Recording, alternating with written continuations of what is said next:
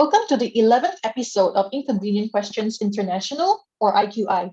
IQI is a Singapore-based socio-political discussion series committed to fostering deeper understanding, empathy, and involvement through meaningful and informed conversations. Thank you for taking the time to join us today. Before we begin, please note that this live session will be recorded throughout and live streamed on YouTube. The full recording will be made available on our YouTube channel. Excerpts will be posted on the Inconvenient Questions YouTube channel and broadcasted on our social media platforms. Audience members are welcome to raise your hand to ask questions by tapping the raise hand icon on your Zoom screen. Alternatively, you may also type your questions in the Q&A box found at the bottom of your Zoom screen. Feel free to upvote questions which you find pressing, thought-provoking, and inconvenient. When invited by the moderator to speak, do remember to unmute yourself by tapping on the microphone icon at the bottom left. While we seek meaningful conversations in this discussion, we request that questions and comments be respectful. Please keep yourself muted until you are invited to speak. Once again, we thank you for joining us for this important discussion. The session will begin.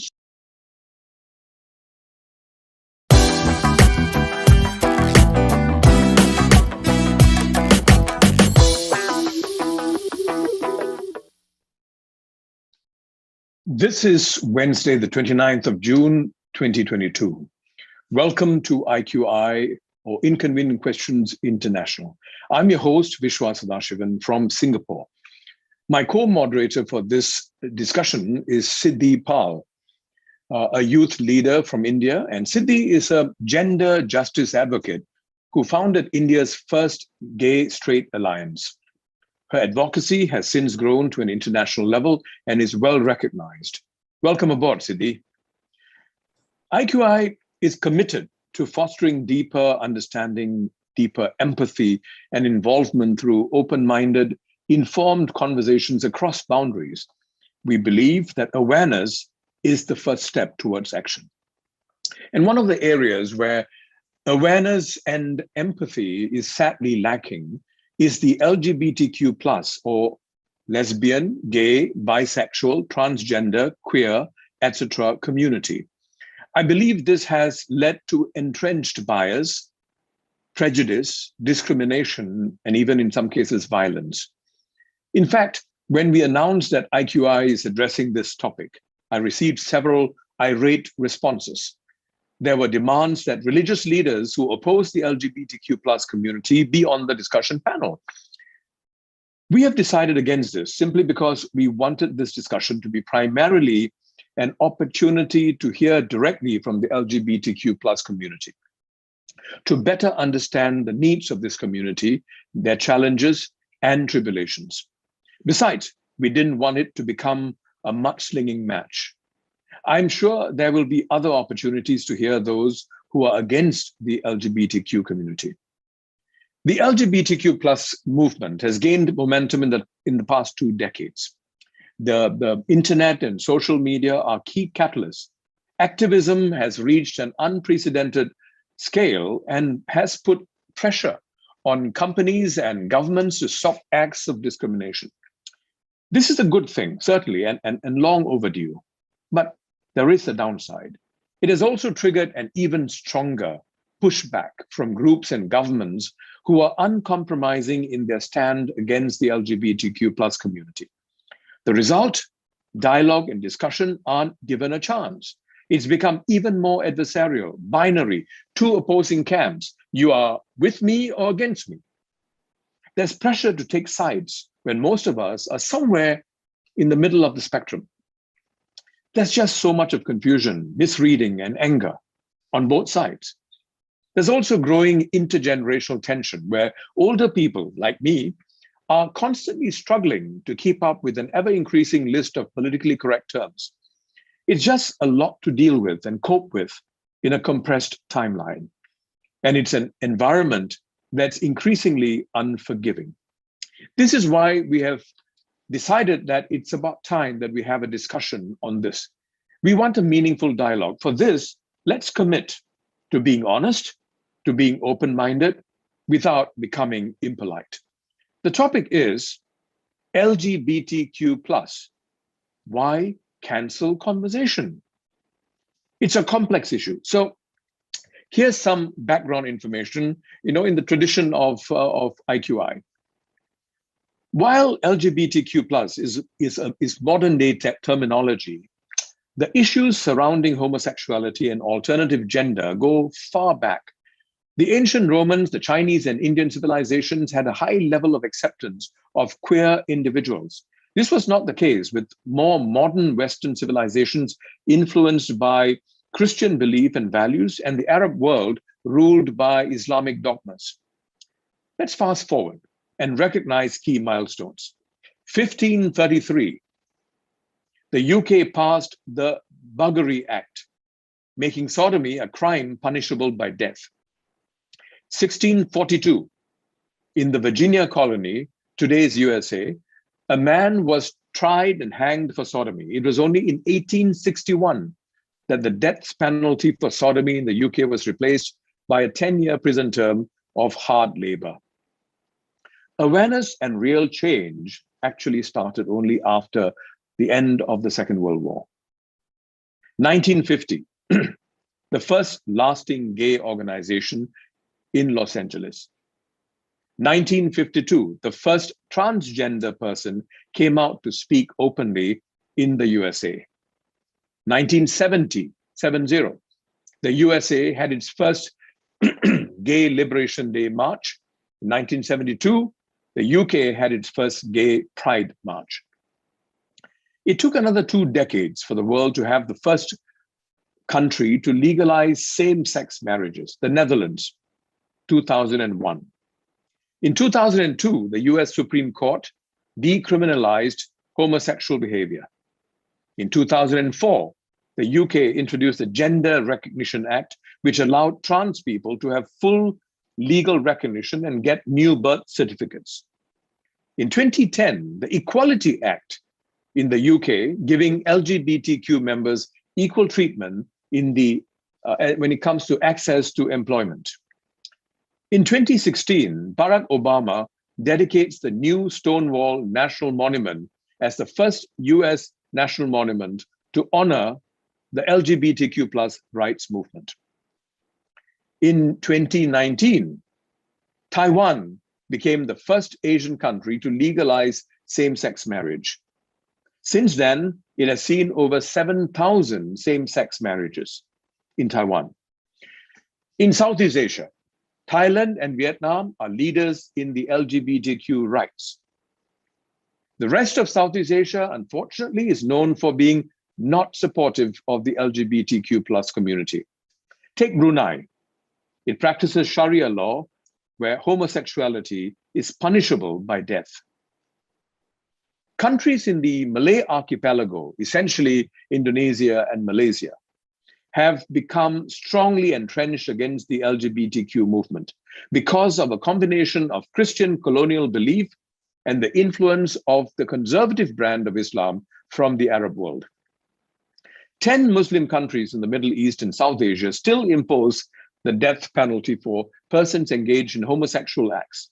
Now, Iran, that's interesting, is unique. In 1987, a fatwa or a ruling was issued to allow people to go for sex assignment surgery. The state not only allows transsexuals the right to change their gender, it actually subsidizes it. Homosexuality was not taboo in the Indian civilization, which included today's Pakistan and Bangladesh. For example, the hijras, spelled Hijras, have existed for over 2,000 years in South Asia. The hijra is an institutionalized third gender. In other words, they are not male, they're not female, but they contain elements of both. The community is 3 million strong in India alone. They are accepted as a legitimate part of society. However, this was affected when in 1871, the British colonial government outlawed the hijras. Now, part of the stigma exists even today. In Latin America, even though essentially Catholic and conservative, several countries have evolved to support their LGBTQ plus communities, mainly with progressive legislation. These countries include Argentina, Uruguay, Brazil, Costa Rica, and Colombia. Yet, in the USA, the situation remains complicated, given the increasingly polarized nature of society. The legal status of LGBTQ plus rights remains dubious. Most activists moved away from what used to be a posture of compromise to a win without exceptions stance. At the same time, the accelerated pace of LGBTQ plus victories has led to conservatives digging in their heels against the LGBTQ plus community. Given the pervasive American influence, this adversarial stance has had a palpable effect in the way many other societies are today addressing the LGBTQ plus issue. So it is evident that the cultural and historical context and experience has shaped the way different societies are addressing or choosing not to address the LGBTQ plus needs and concerns. Now, this is why any serious discussion on the subject must include voices from different parts of the world. Now, we have tried to do exactly that. Today, we have a panel of 5 esteemed individuals with interesting and unique shared experiences. Closer to home, from Singapore, from Malaysia, Mitch Yusof, Executive Director of the Seed Foundation in Malaysia. The Seed Foundation supports, educates, and empowers marginalized communities, including the LGBTQ plus members. Then we have from Hungary, Dr. Dorothea Redai. She's a research fellow with the Central European University. She's an expert in comparative gender studies. Debbie Hayton, she hails from the UK, teacher and journalist whose work details the unique experience as a transgender person and a parent with a passion for teaching. Jennifer Liu, Executive Director of the Taiwan Equality Campaign. She has been a gender equality and human rights advocate for over 15 years. Last, but certainly not least, Siddhi Pal, gender justice advocate. She is the regional leader for Girl Up in India. Girl Up is a United Nations foundation. IQ International is committed to ensuring that the voices of the youth from around the world are also heard in every discussion. Today, we have 3 youth representatives who will openly share their perspectives and ask insightful questions. Richard Chad DeCold from the USA. He's with the US Army. Wang Wei from Singapore. And Prem Manu Bhaskaran, a Singaporean law student in England, I beg your pardon. Now with that, let's kick off the discussion. Let's start with a 3-minute sharing by each panelist. Please limit your sharing in the introduction to 3 minutes. Mitch, let's start with you. Thanks, Vishwa, for the lengthy history of the LGBTQ movement. I was having a discussion with a few of my colleagues with regards to transgender movement in Malaysia. Of course, we had differing views, as some said that the movement have significantly grown. But personally, I think that progression has also pushed the movement backwards in many ways. You see, Southeast Asia have a rich history of gender and sexual diversity. There were records as early as the 15th century of Malay androgynous priests or Sida who served in the palaces of sultans in a few states, Negeri Sembilan, Kelantan, and Johor. And the Sida were typically male-bodied priests or courtiers who undertook androgynous behavior, such as wearing women's clothes and likely engage in sexual relationship with individuals of the same sex or both sexes. But all these are not recognized in Malaysia now. In order for them to stay relevant and be seen as an Islamic country. Therefore, I thank IQI for inviting me to this platform for a chat on this very hot topic. I just want to add that I think different countries, community movement may have different priorities, but at the end of the day, the goal remains the same, which is to get back our rights that were snatched away from us just because our gender identity or our sexual orientation and preference are different than yours. Thank you, Vishwa. Mitch, quick question. You said snatched away, your rights snatched away, right? What resulted in this shift? I mean, to snatch something would suggest that it actually once existed, the rights. Yeah, because I think that it's not about us being LGBTQ. It's about us being human. It's our human rights that have been taken away from us just because we are the alphabets that's out there. But what is the reason? What is the key consideration? What changed in Malaysia? I think it's a Talibanization of the country, or the Islamization of the country. And I think that's what really brought the country to where it is now. I mean, back in the 80s, we were the first country in Southeast Asia to conduct gender affirming surgery. Yeah. And look at us now. Nothing. Thanks. Thank you, Mitch. Thank you very much. Who would like to go next? Debbie. I love this power I have as a moderator. Okay. Thank you, Vishwa. Good evening, everybody. My name's Debbie Hayton, and I'm a school teacher in the UK. I'm contributing here during my lunch break, and I have classes this afternoon. So I apologise. I'll need to leave this conversation shortly after 9 in Singapore.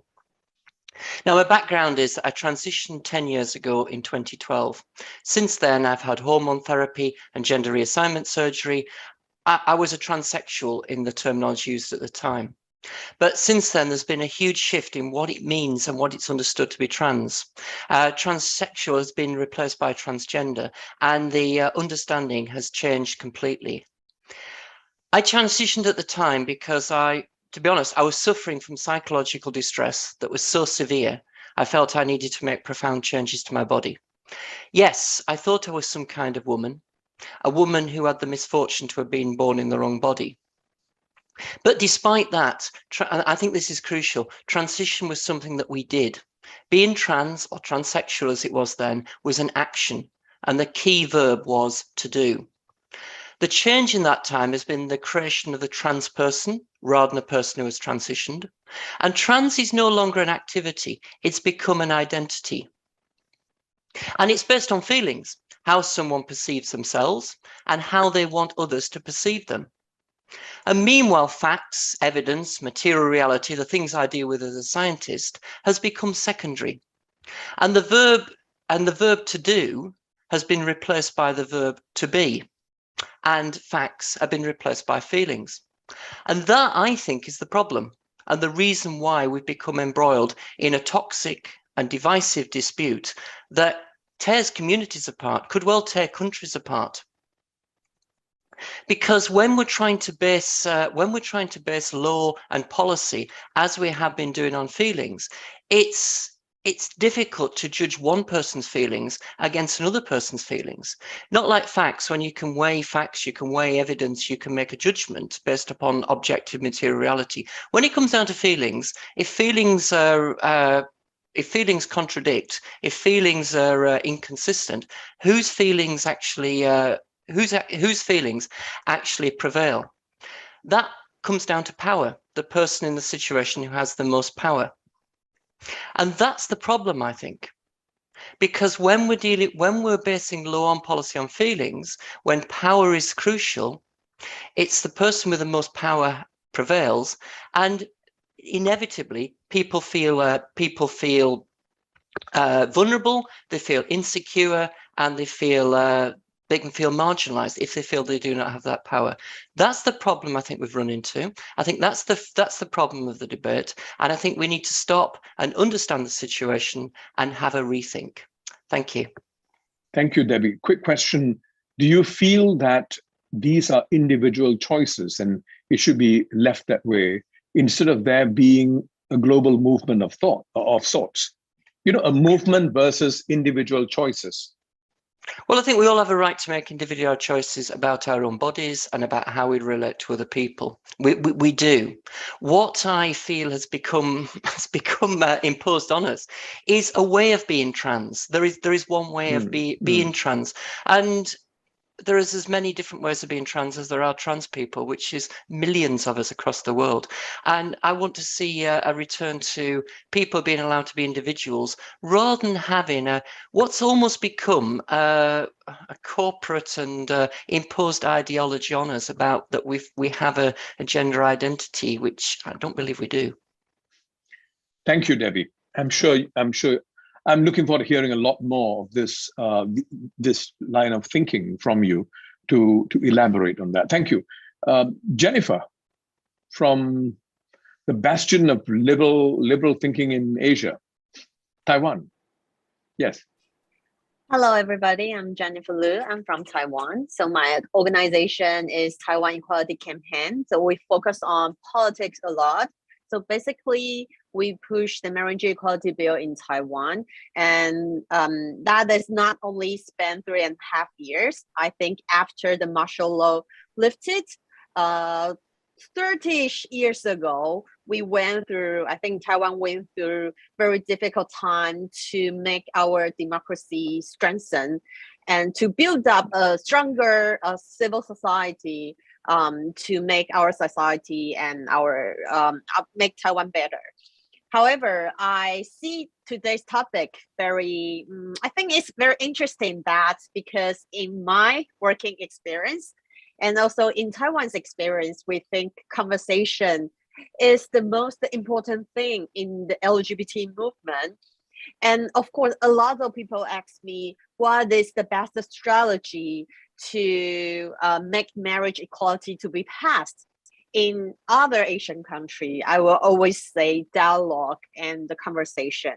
And of course, we see a lot of hatred language right now on the internet, or because people probably they don't have to show their faces, they don't have to meet each other in person, so seems like they can say whatever they want.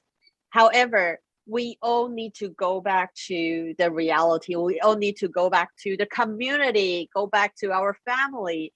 So in Taiwan's experience, it's much more difficult to start a conversation about LGBT, especially in so-called, we say, traditional Asian family. But I think Taiwan's experience is really important because I see ourselves to find some way to show we can coexist together. We can find some way to that our traditions and our so-called LGBT individuals or our special life experience to exist together. And I think that's very good. That seems like it's I as a human being as a whole, so I can combine every part of my life. This is very important for our mental health and also for our dignity.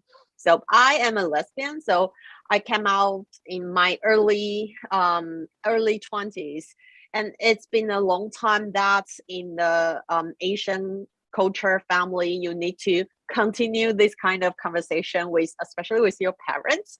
So I'm very happy to be here to share more stories or Taiwan strategy with you all. Thank you for having me. Thank you. Quick question.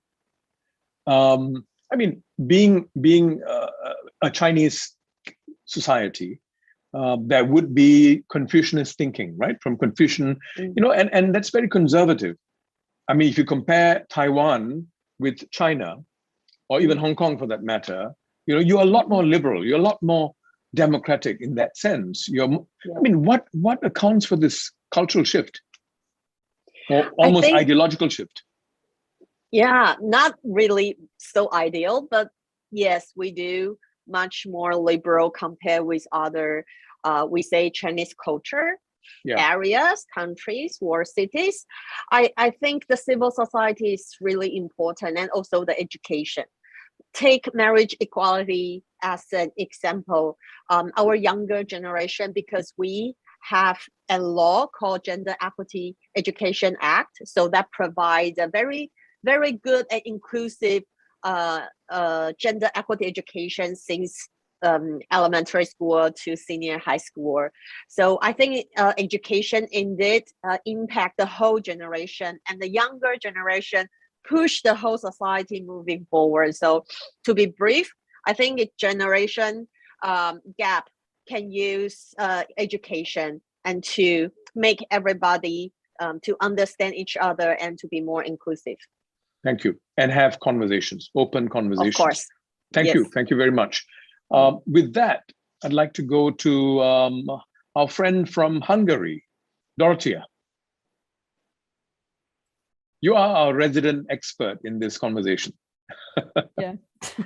Yes. Yeah, thank you very much for inviting me, and hello everyone.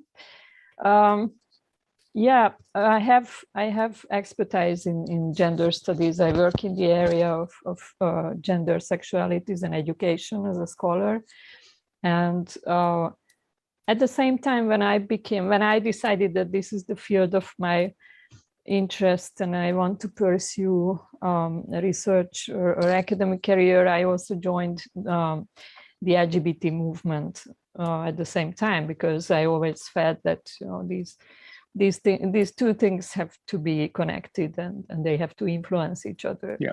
Quick question, Dorothea. Dorothea, a quick question. Are you a member of the LGBTQ community? Yes, I am. You are. I identify as a lesbian. Okay. And and I joined Labris Lesbian Association, which was at the time the only Hungarian association specifically focusing on lesbians and sexual minority women. And there's one more organization now, so there are two. And within the bigger LGBT movement, which has become quite big in the past couple of years. So I joined Labris in 2004 and have been working there ever since. And our life as LGBT organizations has changed a lot in the past few years, because we have a conservative government that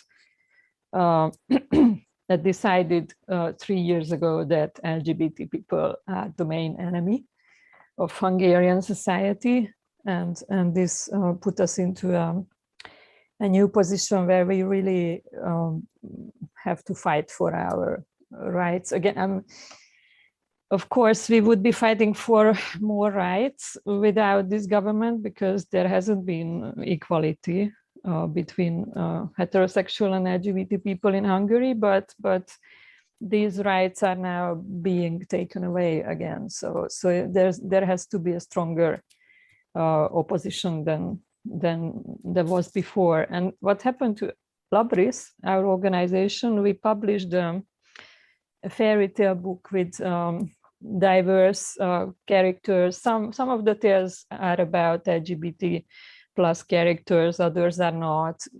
They talk about various social issues and taboo topics and so on.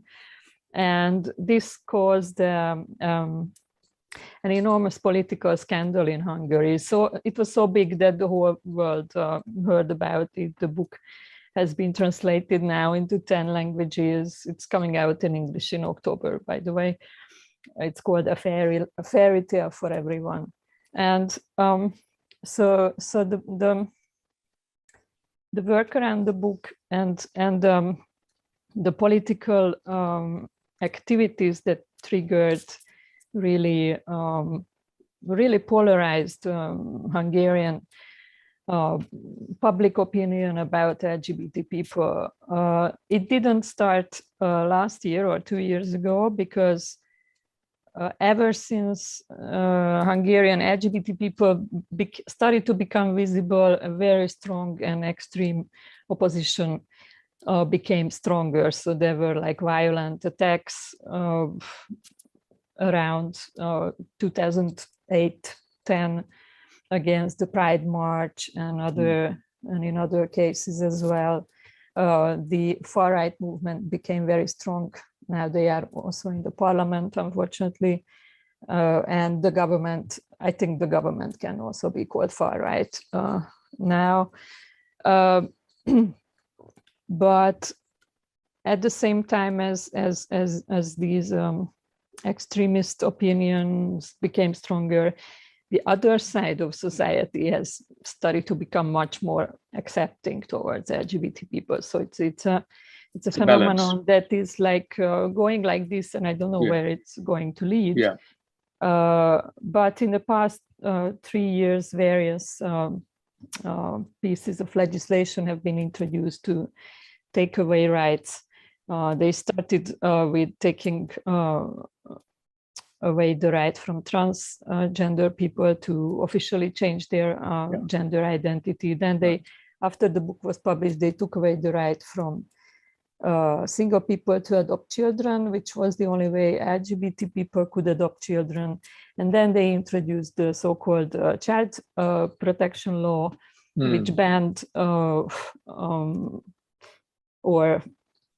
made it difficult for young people to access information about LGBT plus issues and access to information about sexuality. So this is the tendency. So Dorothea, I need to stop you here because we need to keep it to 3 minutes. Sorry.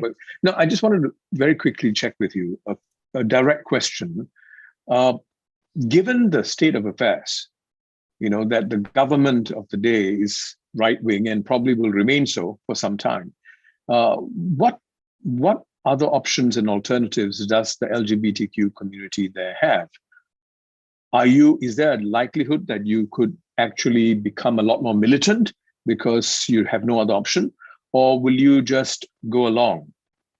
What do you think? The Hungarian LGBT plus movement is very much human rights based and non-violent and feminist for most part. Right. So I don't think we will become militant, but we have to have a very strong presence in politics, in the sense of broader politics, because a parliamentary opposition to the government is dead. So now it's civil organizations who are the real opposition of the government. So we have and our position actually got stronger in this struggle. Now we have a much bigger lobbying force than we used to have. And so we have to stay actively political in this situation. But not becoming militant. No, I don't think sure. it would happen. Right. Thank you very much. What do you mean by militant? I mean, going forcefully against the establishment of the government. That's like what I mean physically, by. No, I mean. Yeah. Sure. No. Yeah. Right. Thank you. Thank you very much. I'm sure you'll have the opportunity to share a lot more about what's happening in the rest of Europe, not just in Hungary. Yeah. Okay. With that, we'll go to Siddhi from India. Hi everyone. I'm Siddhi. My pronouns are she and her. And I am joining this panel as an ally. So that's my positionality of information, opinions, thoughts. I'm so humbled to be in this space to learn from you all and share my brief experience as a gender justice advocate. So I, like Vishwa mentioned, co-founded India's first gay straight alliance at the school level when I was 13. And it's been an interesting journey so far because when we started with our advocacy work, homosexual activity in India was still a crime, and it only became decriminalized in 2018. And before that happened, what we used to do was we used to go to educational institutes across the country and spread awareness around LGBTQI terms. What does it mean? Bust some myths and misconceptions there. And the reason I say it was interesting is because my privilege made it easier for me to have those conversations. And also we created spaces where people who were much older than me, people of my parents' age, my school teachers, were asking some genuine questions. And we realized, like Vishwa mentioned, right, like there's a very rich Hijra community in India. So as soon as we use the term Hijra, the conversation continued. But as soon as we use the word transgender, so for example, there was this mental block that this now becomes a Western conversation to have because LGBTQI, all the terms are in English. So the idea is, as soon as we use the English term, it's a Western concept. So the conversations we had to be contextualized in the Indian sort of history, right? So we have very selective shared memory in the country, which is according to people's convenience. So people have forgotten about, say, the statues in the temples, which clearly depict homosexual activity from thousands of years ago. We have forgotten the poetry, the art that's existed, and our only shared memory that remains now, because it's in the written form, is after the colonization, after the British rule, when the Section 377 was imposed in the country. So my journey has been of learning, and I think one key sort of experience for me has been talking in a way that people understand, and not coming from a position where we say, I know what I'm talking about, and it's not a two-way conversation to have, or I know better than you, because I am using the politically correct terms, because everybody's coming from different levels of awareness, different knowledge of language, and different cultural, socio-political contexts. So navigating those conversations, keeping in mind those perspectives, has been an interesting part of my journey so far. So, Siddhi, would you say that, I mean, you want to bring the parties together to talk, right? That's where the alliance is, because you're starting on the assumption that people are not against each other. Is that idealistic, naive, that assumption? I don't think it's idealistic or naive at all, because the only thing that's lacking is awareness, and creating spaces of learning and co-learning, I think, is important. Creating safe spaces is important. And what we are doing right now is we are gatekeeping those safe spaces. We are saying it's a safe space for people who are like me, who have the same level of knowledge as me, who talk like me, who maybe look like me. So our safe spaces, I believe, need to evolve into braver spaces where we invite people from with different lived experiences, different perspectives, and who have genuine curiosity and willingness to engage and come, with the right mindset to learn. And this has worked in your experience? It has worked in my experience, because this is how we function. What we've tried to do is take an intersectional lens, because I've realized that the moment I say it's an event or it's a discussion around, say, LGBT rights, our audience or the people I'm interacting with are very, very polarized. There are people who are supporters of equality, and there are people who are completely against it. And in both these scenarios, the opinions are very, very polarized. Now, there's this third group of people, who haven't had the chance to become a part of this conversation before, are not, haven't made a decision about whether they're for equality or not, which may be due to lack of information, which may be due to lack of access and things of the sort. So what we do is we try to say, in the past, we've done events around mental health and gender and sexuality or something of the sort. So we're also inviting people who are not directly engaging in conversations around LGBTQI rights, but are open to the idea of engaging in that conversation. We've talked about, say, gender and climate change, say, for example. So we're trying to invite people who might not traditionally engage in that conversation, but are open to engage in that conversation, right, creating that safe space for that. So basically, you are broadening the definition of these discussions and the scope of the discussion so that it's not too sharp. Right, thank you. This is a good time for us to go to our three youth panelists. Chad, maybe you can start with you. Do you have a question or comment? Feel free to pose a question to any of our panelists or to all of them, or make a comment. Yeah. Sure. Thank you, sir. Yeah, more of an open question. So myself, I've done work in the American church, which is very divided on this issue, about 50-50 on whether or not to become more affirming of marriage equality and other LGBT issues, as well as within the U.S. military.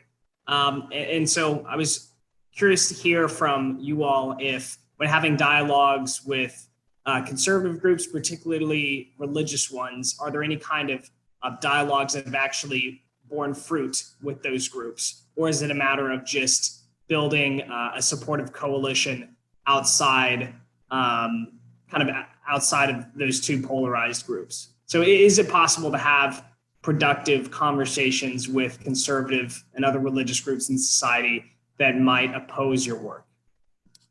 Well, I guess Siddhi sort of touched on that just now by saying that you can link the LGBTQ issue with other issues like climate change, healthcare, and so on and so forth. That's one way of dealing with it, so that the people who attend the discussions need not be only those who are interested in LGBTQ, but they're interested in the peripheral issues as well. That's one way of looking at it. But panelists, anyone would like to respond? Jennifer, I saw you nodding. Hi, I'm just find a button of unmute, so I was Okay. like, okay. Okay. So yeah, I totally agree, because I think there is a lot of division, especially during the marriage equality campaign in Taiwan. Our strong supporter and the so-called opposition or conservative strong supporters usually don't want to talk to each other.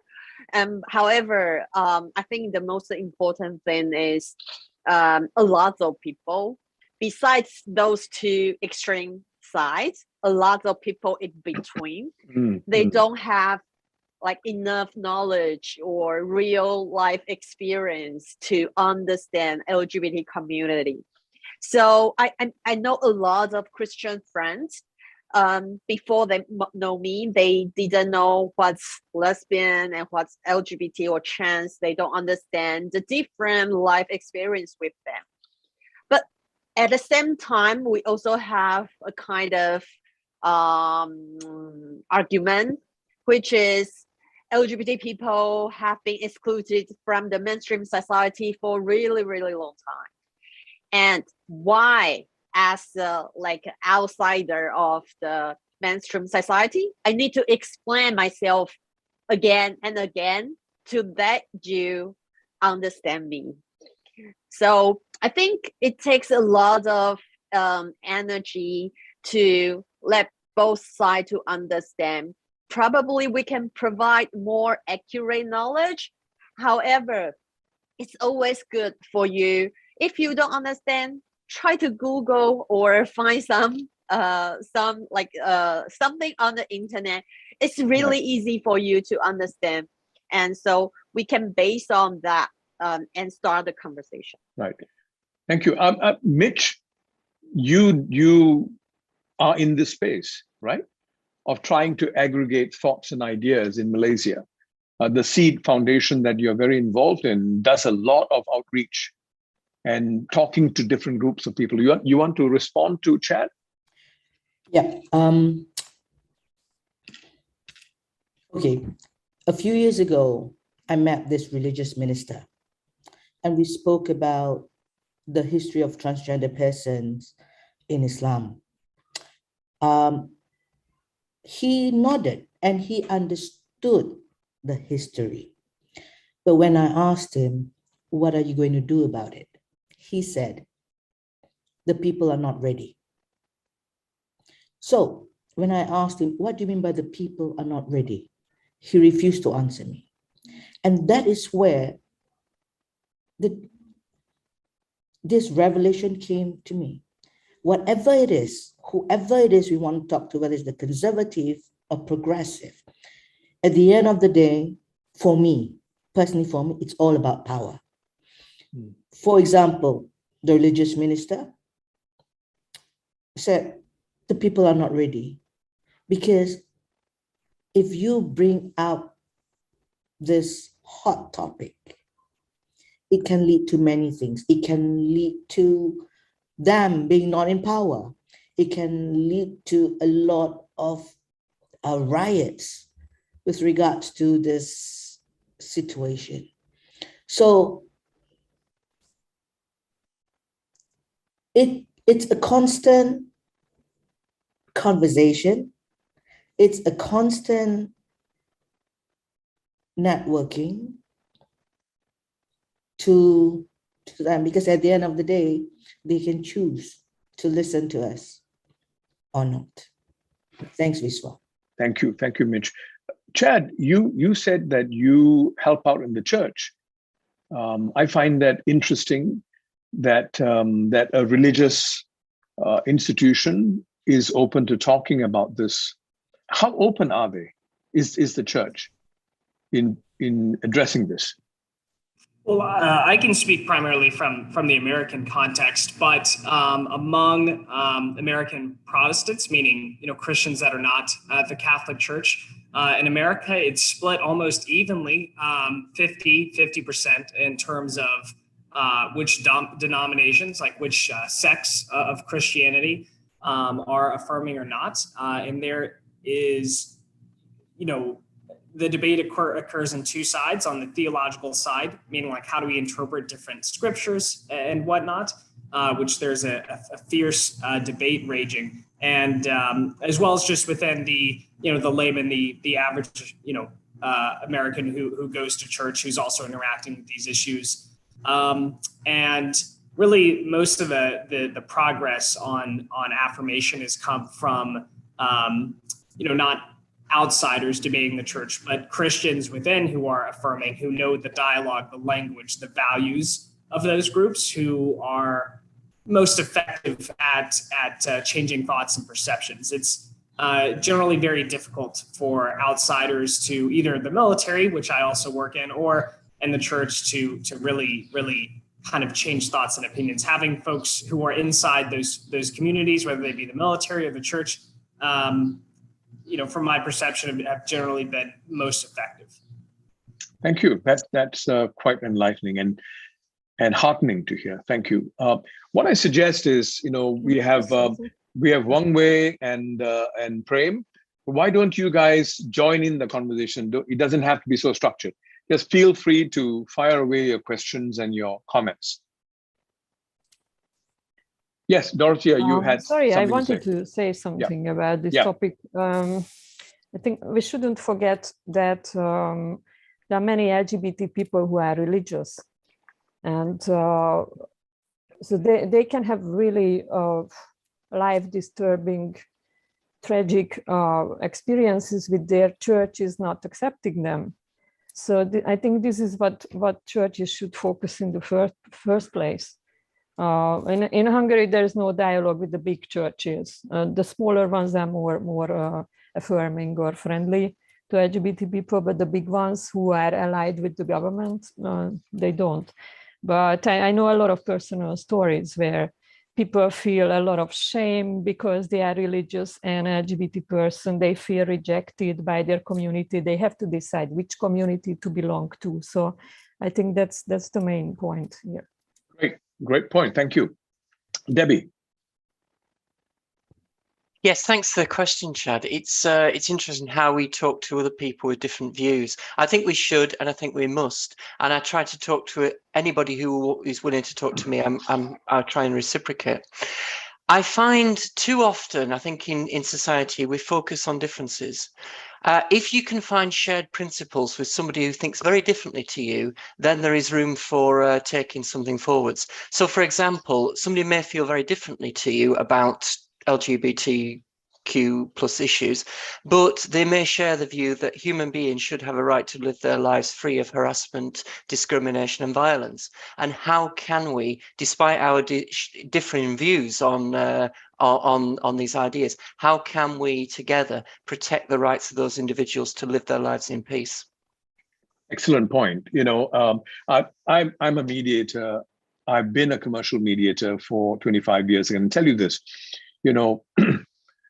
I've only not settled one case so far for 25 years. And I'm saying this not to tell you that I'm very good. Actually, I am good, but that's besides the point. But what I'm trying to say is people are open if the setting is right. If it's safe enough, people come out of their shells. Because really, what I've realized about people, at the end of the day, we value peace of mind. We want to get on with life. And that's why sometimes things that are too organized whether it's religion, whether it's movements, when it's organized, it becomes rule bound. And then rules are imposed on people. It takes away the spontaneous, the natural tendency for us to want to find common ground. So I love what you said. And it is the truth. People do want to find peace and get on with life and not just keep fighting, So thank you for that. I'd like to go back to inviting our other two young people, youth. Wang Wei, Prem, just share your thoughts, questions, anything. Right. Yes, this Prem. one's there's kind of two parts to this question. The first part is directed mainly at Jennifer.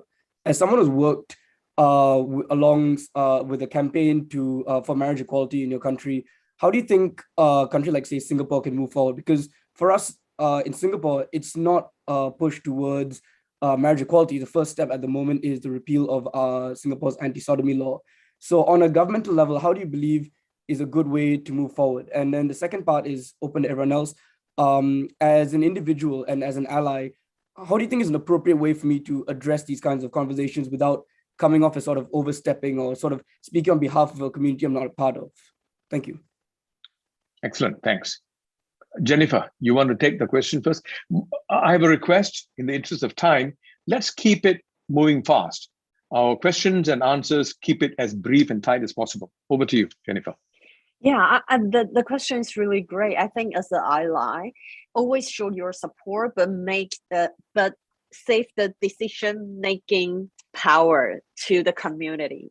So if you're like LGBT friends or any activists, they say something they want to do, support them, show what you can do for them. I think that's the best way. And also participate in events. And then this is something easy, but also can be inspiring. I think to build up the consensus and understanding in the society is every first step in every country. If you want to achieve equality or any kind of social issue, to share your stories, to let people understand, that's the first and very important strategy we need to have. Thank you. Anyone want to respond to Prem's second question?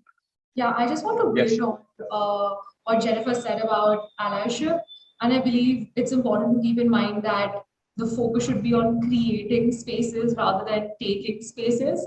So there needs to be that clarity of intention there. And it's always, I'm still struggling with, understanding how much should I be talking, where to stop, what to do, things of the sort. And I think it's important to realize that it's a continuous learning process. Sometimes what happens is, as soon as I identify myself as an ally, I just put all my behavior as ally behavior, like it's a blanket sort of identity that I put out there, which is not the case. As an ally, I can be wrong. I can say, wrong things, sometimes take a wrong step, which might not be in the interest of the community. And it's okay to realize that and, just understand that just because you identify as an ally doesn't make all your actions ally behavior, and it's a continuous learning process there. Right. Okay, here's a slightly mischievous question, right? Both of you are young, right? Siddhi, would you identify yourself with a young person? Yeah. As a young person, good. All right, so he asked a question, he suggested that he doesn't want to come across overstepping the bounds as a young person. Now you're a young person, you've started a movement, fairly successful. How do you caution yourself not to appear to overstep the bounds? Because I'm sure you've had to deal with people who are much older. I think it's not about age here. That's not overstepping or understepping. I haven't had that issue in terms of age. I think sometimes what I focus on is that if I'm saying something, I'm 100% sure of what I'm saying. Because as older people, in my experience, people are looking for an opportunity to point out, well, you're wrong and this is where you're wrong. And as soon as they figure out that one thing that you said wrong, which was factually incorrect, everything you've ever said or done is done for in that moment. So you should make sure that what you're talking about, you are 100% sure about what you're talking about. Be prepared. You're going to get that one chance to have one conversation, and make sure you go in with confidence, with all the knowledge that you can get, awareness, and also that awareness that the other person wants to hear you out. And sometimes that is not the case, but keep an open mind. And there's a way to have a conversation with people who don't agree with you. It's not to go in to have an argument. It's like, Debbie mentioned, is trying to find that common ground. It's trying to, figure out ways where you can agree with the other person. And Right. And it is about, I mean, we do need a lot more young people to enter the conversation, to be part of the conversation, and I think that is the way forward. Wang Wei, going to join the conversation with your questions or comment? Yeah, sure, of course. Thank you for inviting me to be part of this discussion. So just going off of what Prem has asked, how do you think we can better integrate or perhaps include LGBTQ plus families in a multi-religious country such as Singapore? Or can we argue that, in fact, we should even be more inclusive towards LGBTQ plus families because we can be accepting of each other's different religions and our different beliefs? Yeah. Quick reminder. I mean, Dorothea brought up a very important point earlier on, that LGBTQ members are also, many of them are members of religious communities.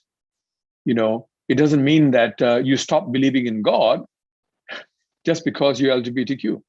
I mean, we tend to pigeonhole people, With that proviso, I'd like to invite any panelists to respond to this question. It's an important question. Anyone? I think there was a mention. Yes, Siddhi. Yeah, there was a mention of looking at the movement as a human rights movement, and looking at, sort of thoughts or beliefs where there could be alignment in terms of equality. What does an individual deserve? What are they entitled to, regardless of their sexual orientation or gender identity? So looking at it as a human rights issue sometimes makes it easier to navigate the conversation. Chad, you want to come in on this because you talked about religion? Any thoughts? Yeah.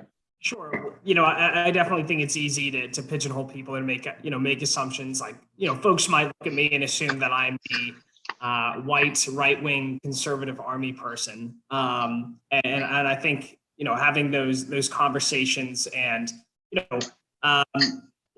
while there shouldn't be a burden on people, in the LGBTQ community to, constantly defend themselves or, identify themselves with the community, because, I have, for instance, other pursuits like in the military that are way more pressing than necessarily that one, facet of my identity.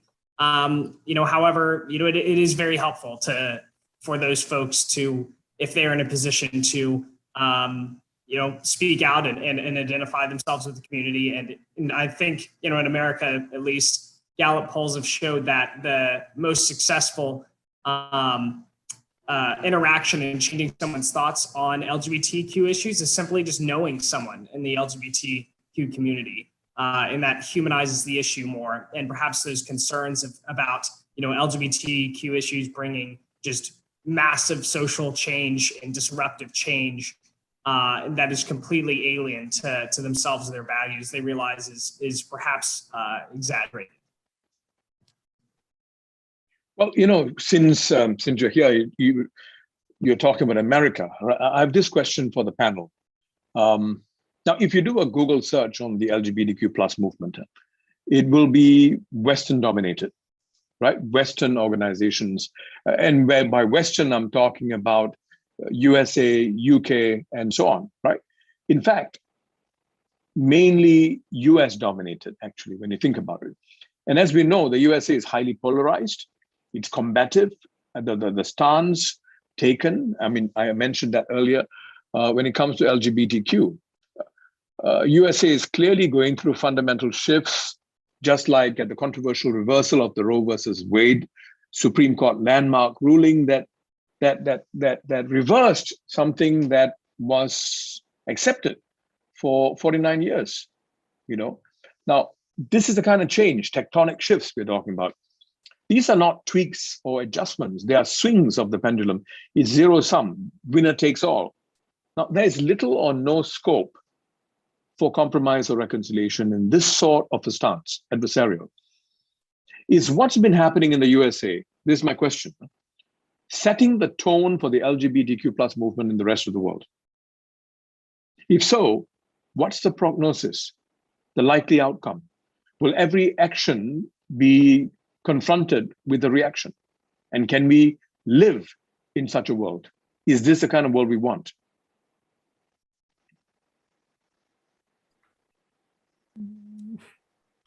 Yes, Dorothea? Yes, there is a lot of US influence on the movement, and I think that the Hungarian movement is following quite a liberal or neoliberal direction with all these, what Debbie was talking about earlier, then instead of doing, now everything is an identity and so on. But at the same time, we have a different issue at the moment. So we are shifting back from a kind of young democracy after state socialist autocracy. There was like 20 years of democracy, more or less. And now we are shifting back into an authoritarian power again. And also connected to what Sidi said, like framing the LGBT issue as a human rights issue. What happens in Hungary now is that a lot of people are realizing that LGBT rights are an issue of democracy, not just human rights. And that's why support is growing, because by supporting LGBT people is also a way to protest against the oppression, against democracy. So in that sense, it's a very different context what's happening in this part of Europe, because it's not only in Hungary. There are similar tendencies in Poland, and especially in Poland, but also in other countries. Right. Thank you. Anyone else wants to chip in? Yes, Jennifer. Yeah, I want to echo our friends from Hungary. I think in Taiwan, we also have this kind of narrative that supporting LGBT rights, supporting human rights, it's based on because we support our democracy. I think democratic system is very fundamental here in Taiwan. And for general public, we want to protect and support our democracy. And also, I think we have this kind of expression that the US dominate all the like global LGBT movement. I think it's because the media, because mainstream media spread out LGBT like movies or the soap opera, this kind of information, all from the United States. However, in different local underground, a lot of countries, activists, they all have their own agenda, their own goal, and our own grassroots movement. It's very, I would say it's very active, especially in Asia, in our region. So probably in the mainstream media, we see a lot of images from the United States, or we call from Western culture. But on the ground, I see a lot of vibration in the region. I think it's very inspiring, because it's so it's a balance. It's not all from the USA. You've got your own movement as well. Debbie, I know you have to leave soon, but why don't you respond to this as your parting shot? Well, I think it's interesting because I'm coming from the UK, which is one of these countries that does tend to dominate the narrative, and I'm aware of that actually living here. One thing I would say, picking up on that is there is differences between the US and the UK, which I noticed living in the UK. And for example, on the Roe versus Wade decision, that showed abortion to be a very political issue in the US. That it isn't in the UK. It's been a medical issue in the UK rather than a political issue. And those sort of nuances and those sort of differences often get ignored in the maelstrom of social media, because you can be talking to somebody, I can be talking to somebody in London, I can be talking to somebody in New York. It makes little difference on the screen. But behind that, there are cultural differences that I think we sometimes ignore and don't pay as much regard to as we could do. And if we paid a little bit more regard to it, we might more properly understand what's going on. But yes, I do need to leave shortly. So it's been really good to be part of this discussion. And thank you very much. I feel very honored to have been invited, Vishwa. Thank you very much, Debbie. Thank you. Okay, with that, I was just wondering whether there's, Mitch, do you have a comment, a quick response to this? Well, all I can say is that, all I can say is that Roe versus Wade, LGBTQ movement, the LGBTQ movement is considered a Western value for a fact for Malaysia. And Roe versus Wade, we looked at America as a symbol of hope. When all this happens, it's like, okay, that happens, but it doesn't do anything to us because we don't have all those freedom as America does. So we look at it, we said, they're going through exactly what we are going through. Yeah. So you don't feel alone? Yep, in solidarity. Okay. Right. So this is probably a good time for us to shift to the second part of the discussion. And this second part of the discussion has to do with this whole question of American influence and so on. We are talking about cancel culture, right? Now, the LGBTQ plus movement has been associated with, has also been involved in triggering, exacerbating what has come to be known as cancel culture. So I'd like to invite Siddhi as my co-moderator to lead us through this extremely difficult, challenging, confusing, confounding part of the discussion. Over to you, Siddhi. Thank you. Thank you so much, Vishwa. And I'm so excited for this discussion because I have so many questions around the cancel culture, and I'm Gen Z. So I'm really looking forward to hearing all of your thoughts around cancel culture, which, according to my brief research, actually came about 6 to 7 years ago and started with the Black Lives Matter movement. So the idea of the cancel culture, just for a brief background there, came about because it was a movement for accountability.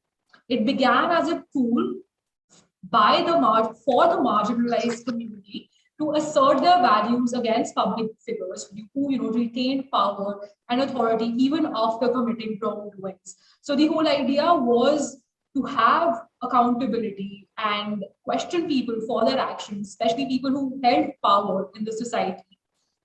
And over the years, it has evolved with context. So cancel culture, which could have become consequence culture, is not actually that anymore. It has now become a very polarized, discussion about what's right, what's wrong.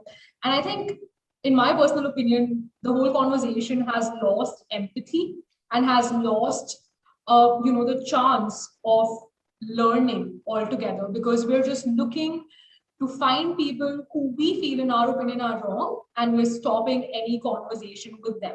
So we're looking at groups, we are looking at people who might have different, understandings than us, different opinions than us, and we're looking at them to stop conversation with them altogether. Now, how that is serving us, and specifically the LGBTQI movement, is something I'm looking forward to explore with you all today, and also explore further about, who is it that's canceling people and who is getting cancelled?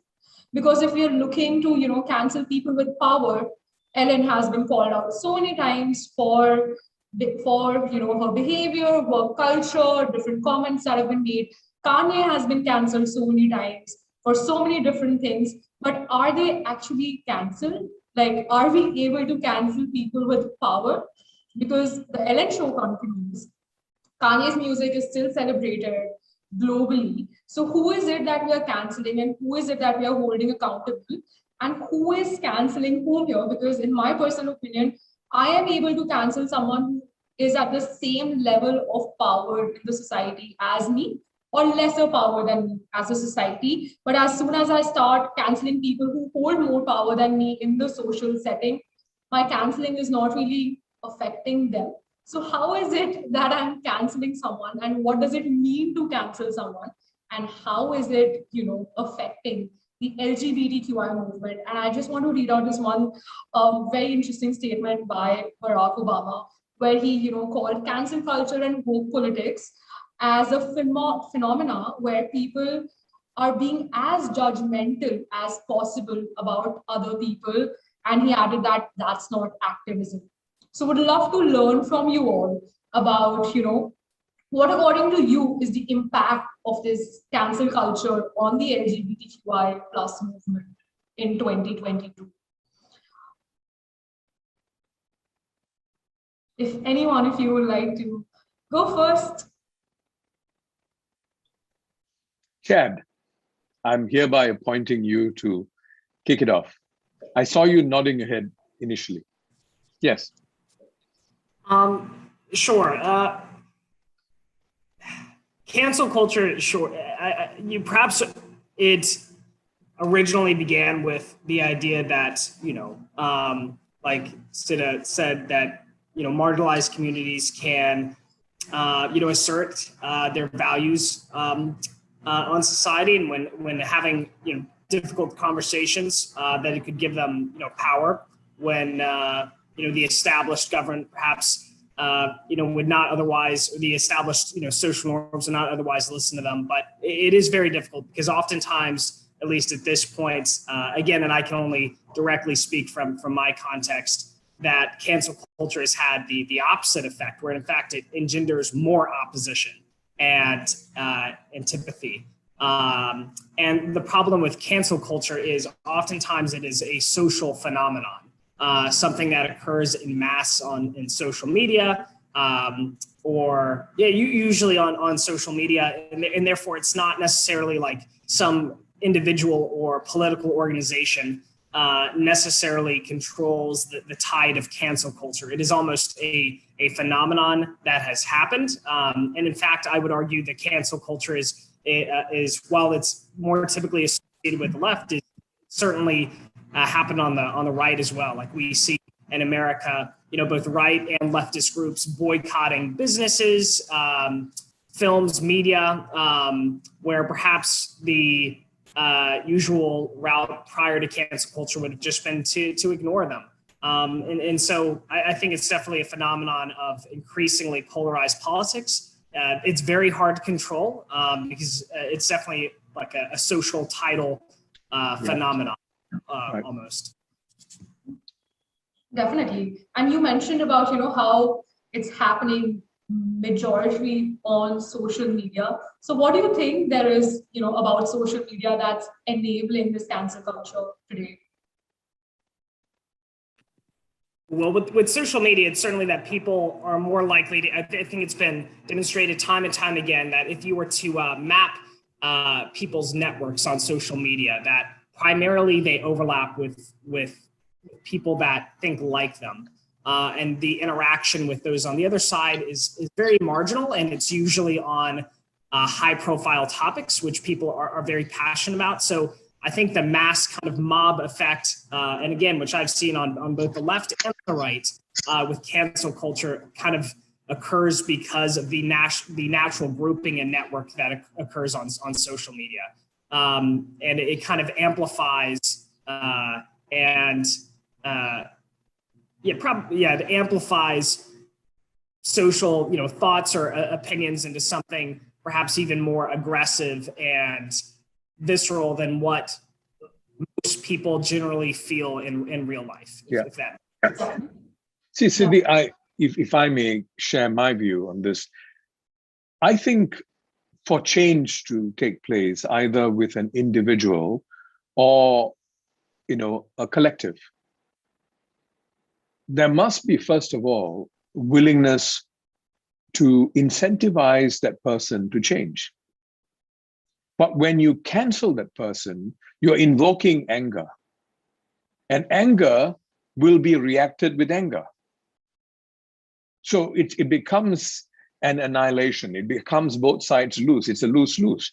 But when you give people the opportunity to become woke, to use the modern day parlance, right? To become woke, to say, I've learned, I've realized, then you need to allow that person to go back to normal life.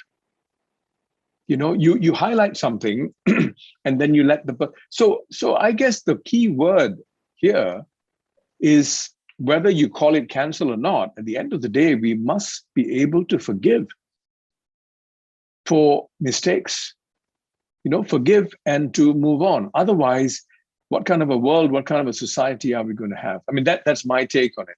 And I think it is visceral, it is currently unforgiving, and therefore people dig in their heels and say, look, it's tit for tat.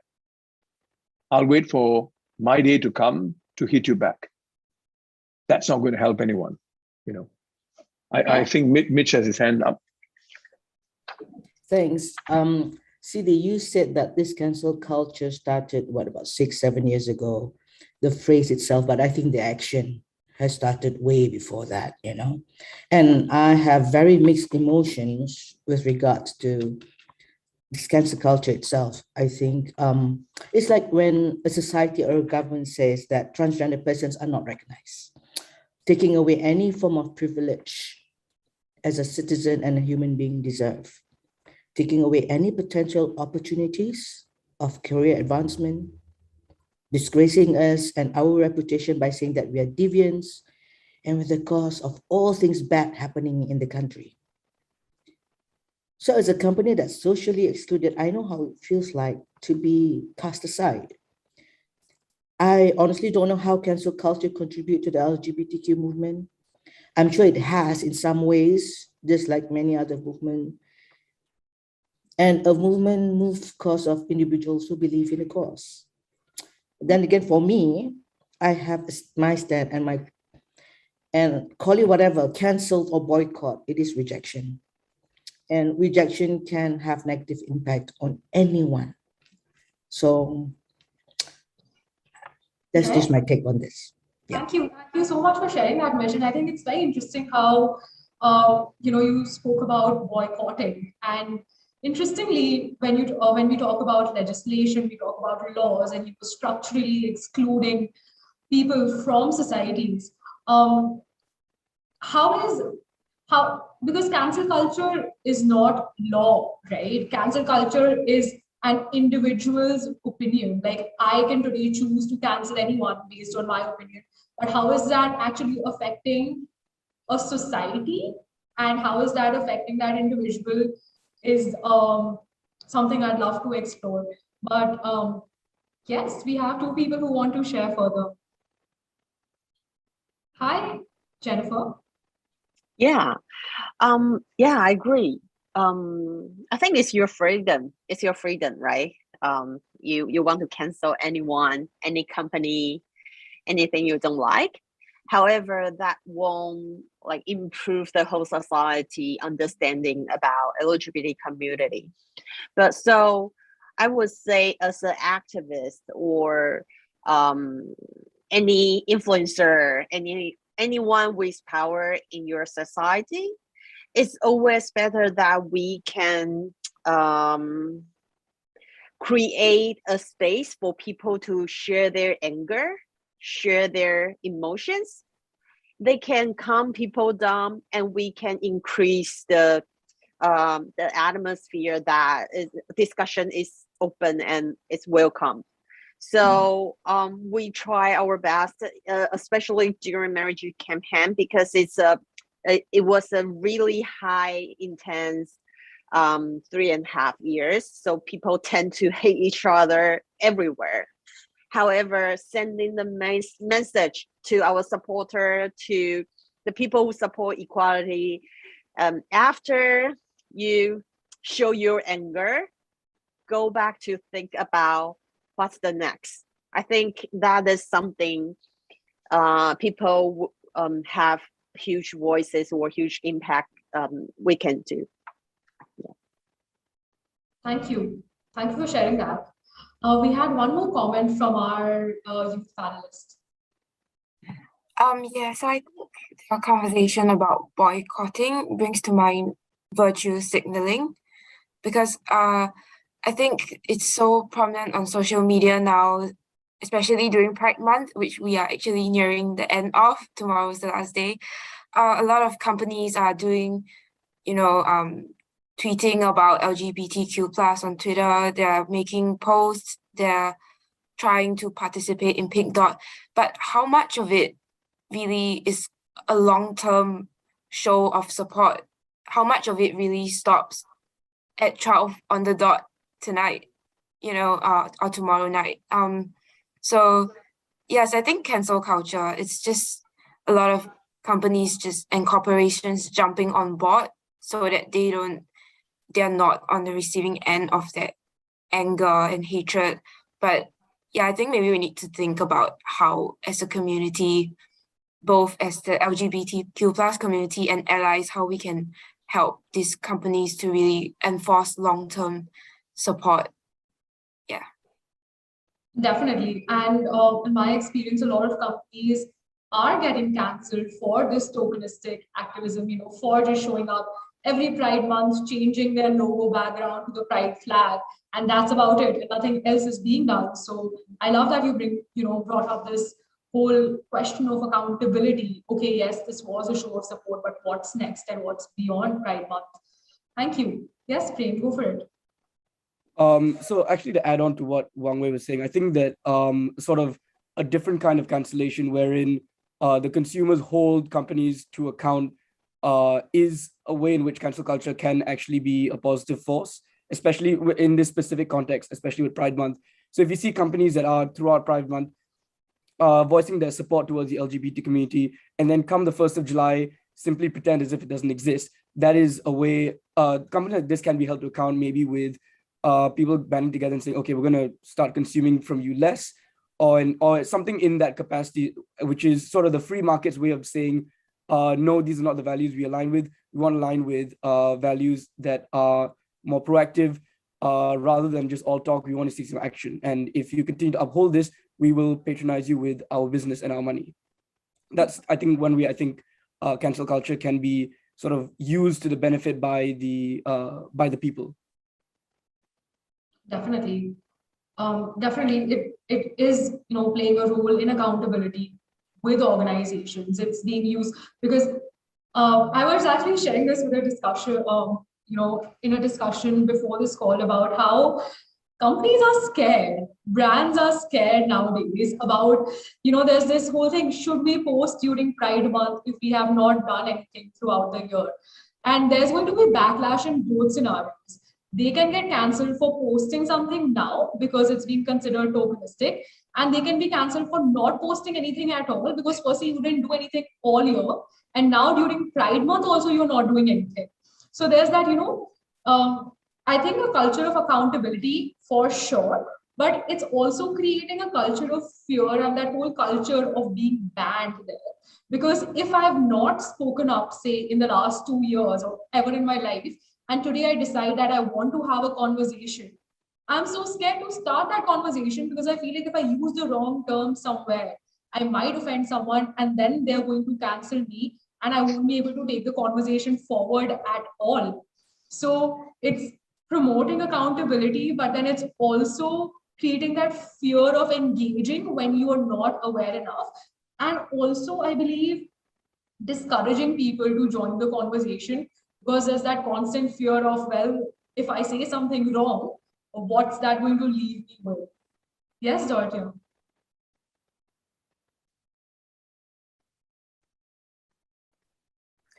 It's always very interesting for me to listen to discussions about cancel culture because I'm not on Facebook or any of the social media. It's my personal choice, which I have never regretted. And And so we live in the same world, and still, like, I mean, I don't experience in my personal communication with people the existence of cancel culture, because I'm not on Facebook. I don't, you know, so I don't press buttons, and people don't press buttons to cancel me. So it's like as if it was like two different universes, you know. So that shows that this cancel culture is really a product of social media.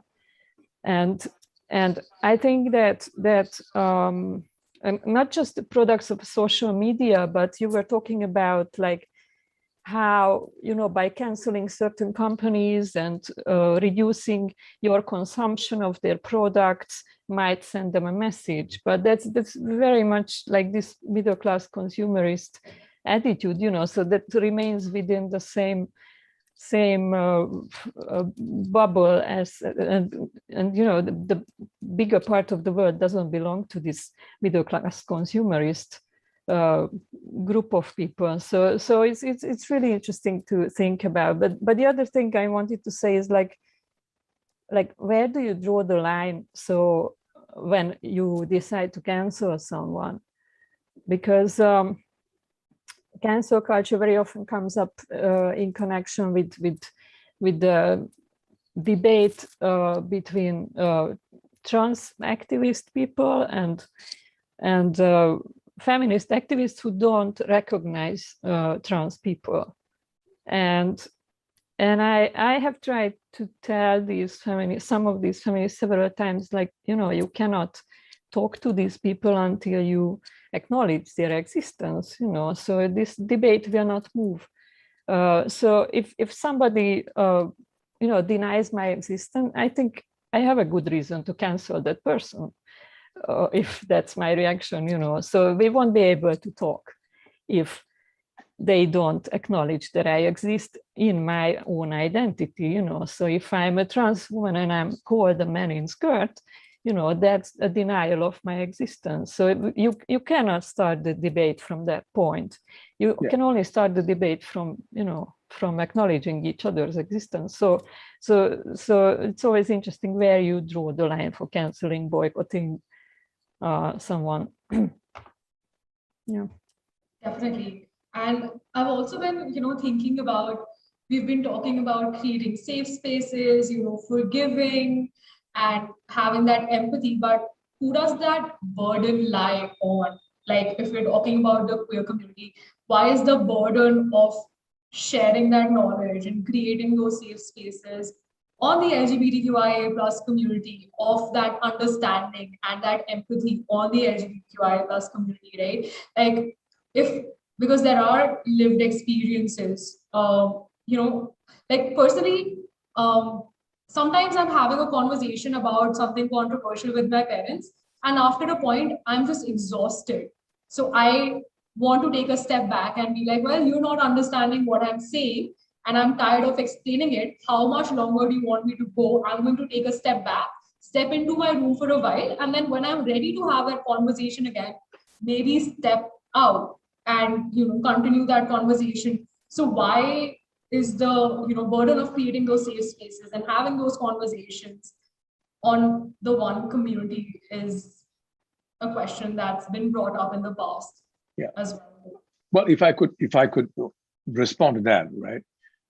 I don't think the burden should lie with anyone, but that's the beauty of conversations, right? That's the beauty. Conversations are multilateral. You know, nobody should have the monopoly on wisdom. Nobody should assume the monopoly on wisdom. Nobody should have the burden of explaining, and nobody should be ostracized for not knowing. I mean, I think there has to be a higher level of tolerance. You know, the problem I'm seeing is people are willy-nilly canceling because there's serious intolerance. You know, I'll give you an example, right? There was a case last year or a year before last, I can't remember, in Singapore, where a young lady wrote a piece. It was an opinion piece, it was an op-ed, an opinion piece. And she had invariably said something to the effect of, I must admit, I don't know enough about the trans community, or something like that. And she could have worded it more sensitively, perhaps. But she was being canceled and being harangued for actually openly saying that she didn't know enough about the community, and then she went on to share her opinion about something. You see, why do we do that? I mean, I couldn't understand why you had to be so harsh and dismissive of that one person for saying that. I admit that she could have, with the benefit of hindsight, written it more sensitively and all that. But what I'm saying is, let's not be trigger happy, because it's not going to allow people, it's not going to incentivize people to come back into the arena and say, let's talk. Because if you dismiss me, if you cancel me, I'm going to go out there and you've lost me. So I think, at the end of the day, we need to have more tolerance. And in line with that, I have a question, and this is something that has bothered me as a person who is older in age. See, while I can understand the need for people to define identities, rights, sometimes this could also become excessive. And I feel that at this point in time, it is kind of excessive and daunting for people who are older. Can this have the effect of making the LGBTQ community seem even more different and alien compared to the rest of society, and different from people who are much older, who are struggling to keep up with the fast changing trends? Thoughts? I think this whole idea of us and them and integrating into the society is, stemming from this belief in, in the way we talk, even within language, we are creating that divide. We are viewing this as an alien concept. We are still looking to integrate people into our society. So there's that whole sort of perspective there, which makes it difficult to have this conversation. And I agree that it is difficult for, some people, and people are struggling to cope up with the new terminology, the new words that are coming up and things of the sort. But I believe it's also been difficult for, people in the community who have been trying to have these conversations for a while. And I think it's sometimes okay to struggle with it. And there should be, as long as we're all trying, I don't see, I believe there should be, as long as there's that genuine empathy and that whole, as long as we're trying to understand, I think that's all right. Yeah. Well, quick time check. It's 9:31. With your permission, I'd like to extend this by another 5 minutes or so. With that, I'd like to maybe bring this discussion to a close.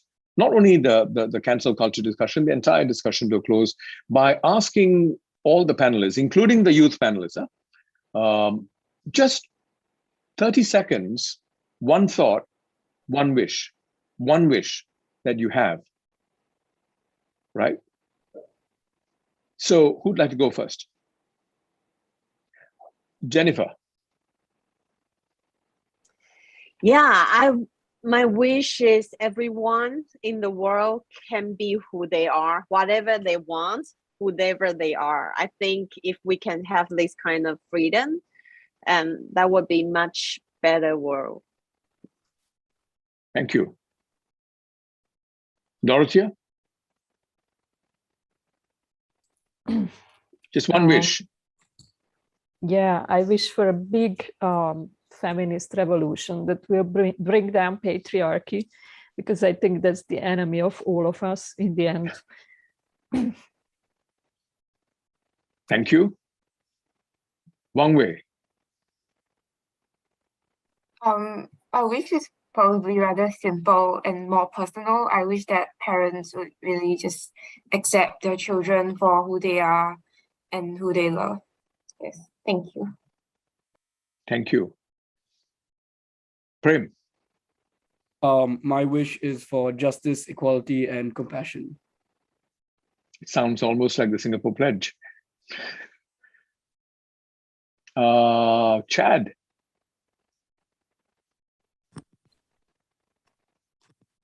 Absolutely, for just people to live, have the freedom to live their lives as they choose. Freedom to live their lives as they choose. Wonderful. Mitch? I think I wish for all of us to have more kindness with each other. in thoughts and in action. Thank you. Beautiful. And my co-moderator, yes, Siddhi. Right. I think I'd wish that all of your wishes come true very soon and for truly inclusive and empathetic spaces. And thank you. And Siddhi, keep up the good work. Keep the flag flying. We need a lot more conversations across boundaries, right? Well, with that, I'd like to thank my five panel speakers, Mitch, Dorothea, Debbie, Jennifer, and last but certainly not least, Siddhi, as well as our youth voices, Chad, Wangwei, Prem, and my special thanks to the rest of you for making time to join us. Now, here are my closing thoughts. The issues surrounding the plight and rights of the many marginalized communities all over the world will increasingly polarize and threaten to tear societies apart. Now, among these, the LGBTQ plus community stands out in three ways. Now, first, it has been subject to discrimination and suppression for centuries in the name of medical, religious, and even legal tenets.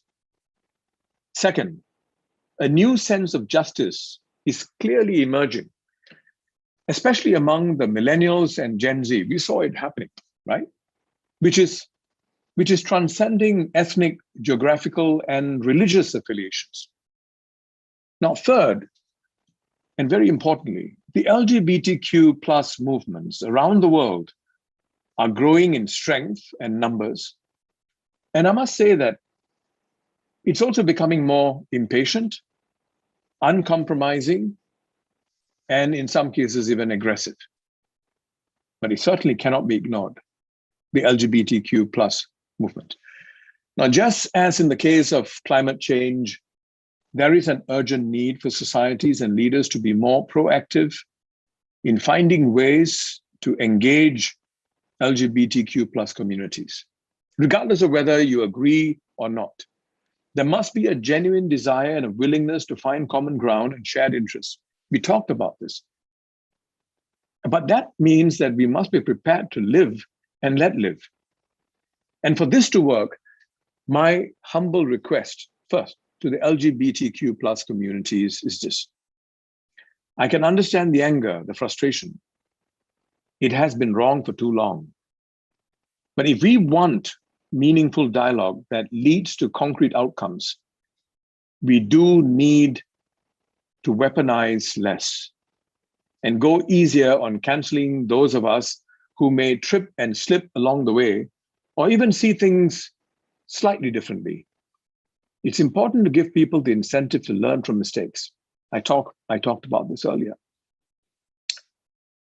I truly believe that even though there may be a significant number of people who may not see eye to eye with the LGBTQ plus movement at this point in time, there's a rapidly increasing number of people across boundaries who do want to see a better, fairer, as Prem said, and a just world. There is enough space in this world. Let's share it better. You know, it doesn't make sense for us to be destructive in seeking to destroy what has been destructive. This was Inconvenient Questions, where conversations awaken.